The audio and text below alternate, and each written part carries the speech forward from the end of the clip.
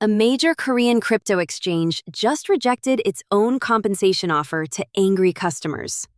Bithumb turned down a 3 billion won settlement plan, and a class action lawsuit may follow.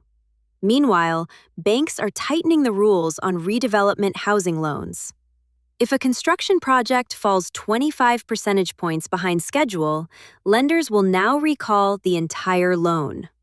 It's Wednesday, August 5th. Let's break down what's happening in Korea's financial sector. Bithumb customers affected by a security incident were offered roughly 3 billion won in compensation. Consumer groups and affected users rejected the offer, calling it insufficient given the scale of losses.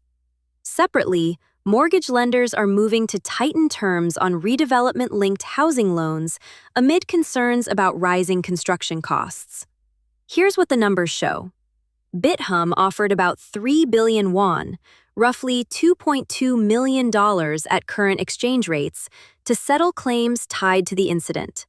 Customers rejected the plan, and legal groups are now preparing a collective lawsuit that could take years to resolve. Financial regulators have kept Bithumb's IPO plans under review since last year amid the ongoing dispute. On the lending side, banks will now recall a redevelopment housing loan in full if construction progress falls 25 percentage points behind schedule.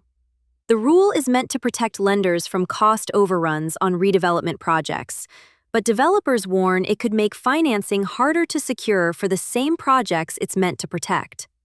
So what does this mean for compliance officers and bank analysts tracking Korea's financial sector? Earlier, we said banks are tightening rules on redevelopment housing loans. Here's what that actually means for you. Developers relying on redevelopment financing now face a harder path to secure and keep their loans if construction timelines slip even slightly.